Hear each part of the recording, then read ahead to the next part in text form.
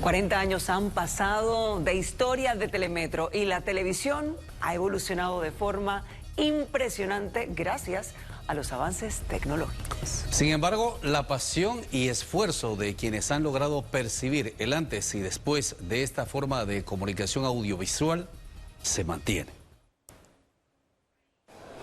Pantallas planas, alta calidad de imagen y equipos conectados a Internet que podemos encender con comandos de voz a través de inteligencia artificial. Así vemos televisión hoy en día. Pero antes, estas eran las pantallas comunes en casa. Este es un televisor de la década del 90. La estructura, que se asemeja a una enorme cabeza, albergaba un tubo sellado al vacío que tras varios procesos proyectaba la imagen en la pantalla frontal. Mientras más pulgadas, más grande era la estructura posterior. Marco Sánchez, ingeniero, recuerda lo tedioso que era reparar uno de estos. Habían de 30, 40 y hasta de 50 pulgadas, y el tamaño de estos televisores ocupaba dentro de la casa del consumidor un gran espacio, y a la hora de repararlo, yo recuerdo que yo tenía que meterme dentro del mueble para reparar esos televisores tan inmensos, porque el tubo era del tamaño de las pulgadas que se requería. Mientras más grande el televisor, más grande la estructura de atrás. Correcto.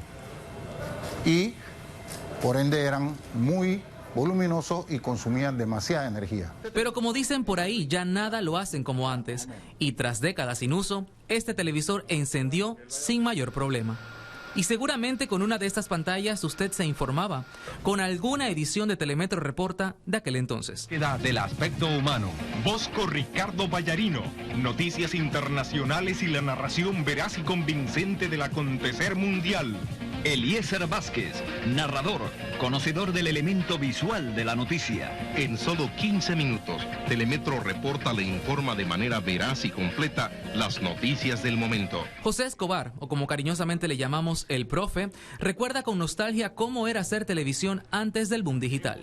En ese tiempo en que nosotros iniciamos, trabajábamos con el teletipo, por ejemplo, la información internacional. El teletipo era un aparato donde llegaba la información y esa al mismo tiempo estaba impresa. Habían unos papeles que tú le colocabas a ese teletipo, unos rollos de papel, y él iba imprimiendo a medida que iba bajando toda la información, eso se iba imprimiendo. Tú seleccionabas de ese papel las noticias que te interesaban. O sea, en ese tiempo no estábamos hablando, por ejemplo, de nada, de redes sociales, absolutamente, ¿no? Recuerdo, por ejemplo, cuando salíamos a la calle con esa maleta, que era la grabadora, y esa cámara enorme, 3/4, con esos cassettes que tenías que llevar varios porque duraban 20 minutos.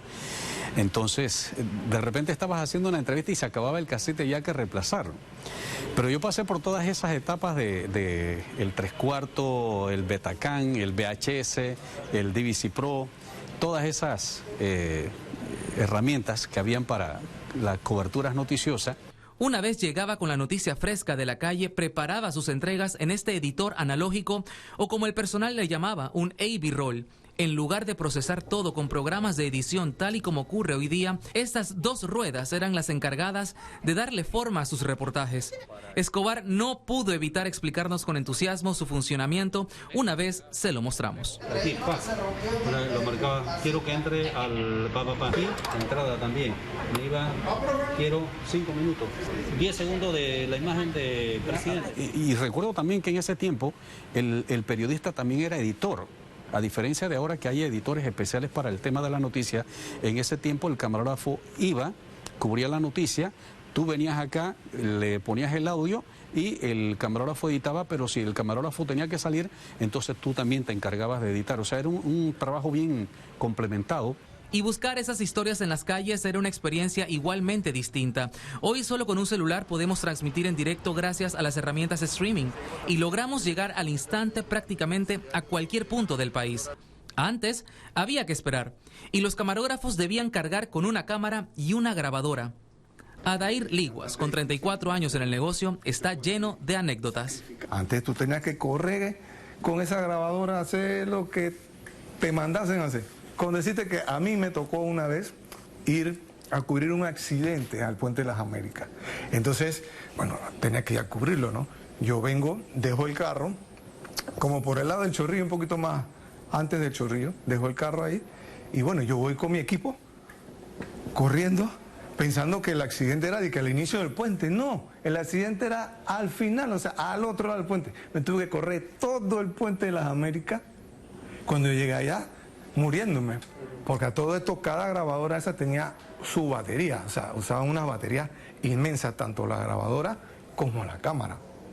Entonces, o sea, tú estabas fácil, estabas ahí cargando encima, ¿qué te puedo decir yo? Como 20 y pico de libras, pues hay 30 libras. Después fue que vino el tema del internet y comienza a cambiar poco a poco todo este proceso. O sea, hoy día lo que vivimos es una cosa realmente impresionante. Esfuerzo y pasión que no desaparece, aunque el trabajo hoy día sea un poco más sencillo gracias a la tecnología. Pero en medio de eso, nunca perder la perspectiva de la importancia que tiene el informar a la gente. Eso es lo más importante, recoger la información de fuentes fidedignas, de fuentes que realmente te transmiten los hechos como deben ser, con el compromiso de transmitirlo al televidente. Esa es la parte que a mi criterio el periodista nunca debe perder de vista. Nosotros los que venimos de tiempos más atrás, pues hemos tenido que adaptarnos a estos cambios y bueno, para poder seguir en esto que tanto amamos nosotros, que es la televisión, ¿no? Drones logrando impresionantes imágenes aéreas, tecnología de punta en los estudios y el uso de redes sociales como complemento de información. Son solo algunos ejemplos de cómo ha cambiado la televisión a lo largo de los años. Han pasado 40 y esta evolución ha ocurrido gracias a una gran motivación: seguir siendo parte de tu vida. César Camaño, Telemetro reporta. Wow, la verdad que hacer ese recorrido y ver todo lo que ha cambiado, porque ha cambiado la tecnología, pues hoy en día, como dicen, es más fácil, pero también más complejo. Ahí sale más rápido, pero detrás también hay una maquinaria muy comprometida a hacer lo que bien decías tú, ¿no? Trabajar por ese que está en casa, por llevar la información precisa a cada uno de los hogares panameños. Una tecnología que ha ayudado muchísimo hoy día, pero sobre todo que hay que manejarla con responsabilidad, sumamente importante. Y allí veíamos imágenes y escuchábamos a Dair recordando aquellas anécdotas, todo lo que empezamos a hacer allá en Calle 50, en un pequeño estudio, a lo que tenemos hoy día, estas pantallas gigantes.